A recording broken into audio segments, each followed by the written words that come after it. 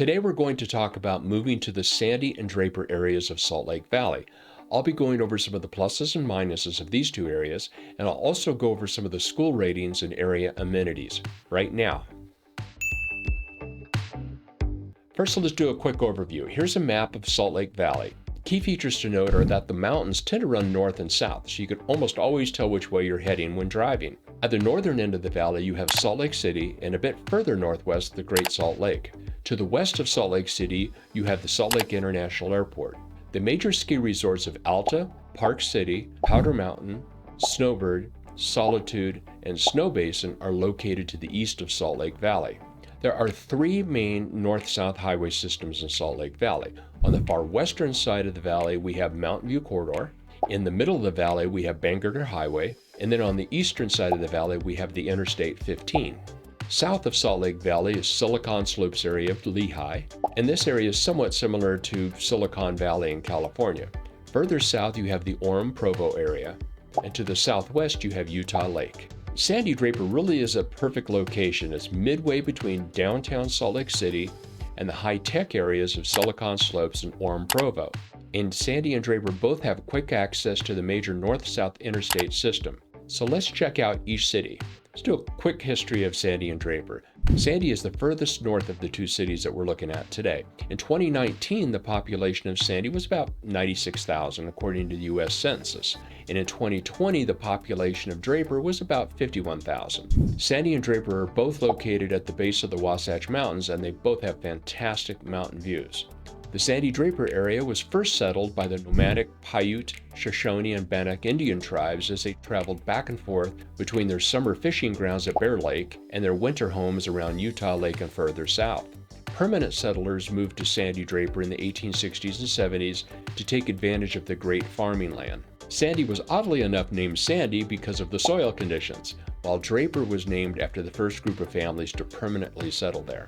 Draper was also known as the egg basket of Utah during World War II and supplied millions of eggs to the troops fighting in the Pacific. Now, the climate of Sandy and Draper is the same essentially, although Draper has more homes higher up the mountain than does Sandy, which would result in obviously more snow in the winter and cooler temperatures in the summer. Sandy and Draper both belong to the Canyons School District, and the following information I'm going to give you is taken from greatschools.org, and you can see the link below. Here's a list of what greatschools.org consider to be the best schools in Sandy, starting with elementary schools, middle schools, and high schools.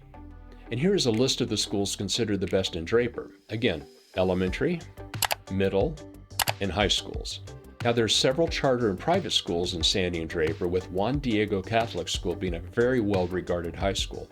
Aside from the Interstate 15 mentioned before, Sandy and Draper also have a major north-south rail system called Front Runner, which runs from Ogden in the north through Salt Lake City, then down to Provo in the south. Actually, my son took the train every day from Draper to Utah State University in Orem a few years ago. There's also a light rail system called TRAX, which has several stops in Sandy and Draper and more stops up and down the valley. TRAX also has several routes to the western part of the valley and to the airport. Here are some great things to do in Sandy Draper. By the way, if you want more information on these events, you can check them out on the Trip Savvy link below.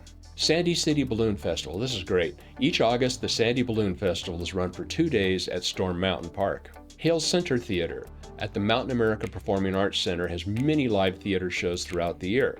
Loveland Living Planet Aquarium. This is a great place to take the kids. They have a deep sea lab, a penguin research center, and an ocean explorer exhibition. Parks in Sandy. The Dimple Dell Regional Nature Park has 644 acres of trails for hiking, biking, and horseback riding. Sandy Amphitheater hosts concerts and art events in an outdoor venue. The Rio Tinto Stadium, which is now called America First Field, is a great place to watch the Major League Soccer club, Real Salt Lake, and it also has musical events on a regular basis. In fact, I saw Paul McCartney there a few years ago. That was fun. Hiking in Little Cottonwood Canyon. There are tons of hiking opportunities up Little Cottonwood Canyon, which is very close to Sandy. Sago Lily Gardens specializes in xeriscape venues, showing how you can grow lush gardens in a water-friendly way. Cowabunga Bay Water Park in Draper is a great place for kids with many water rides and events. Paragliding. I'm more of a watcher than a participant, but we've got one of the best paragliding venues in the world. And as you drive around the southern part of the valley, you can see dozens of people paragliding on the north side of Point of the Mountain. Let's look at housing in Sandy and Draper. So in 2022, there were a total of 890 single-family homes sold in Sandy and about 154 townhomes and condos. For Draper during that same period, there were 359 single-family homes sold and about 122 townhomes and condos. Now, it's a bit tough to talk about the median prices of each city because of the major market correction we had starting July of 2022. But as an example, the median price of a single-family home in Sandy was about $678,000 in Q1 and about $699,000 in Q2, moving to $640,000 in Q3, and finally ended the year at $595,000 at the end of 2022. By the way, I'll be doing a complete 2023 market update for the Salt Lake area in a coming video.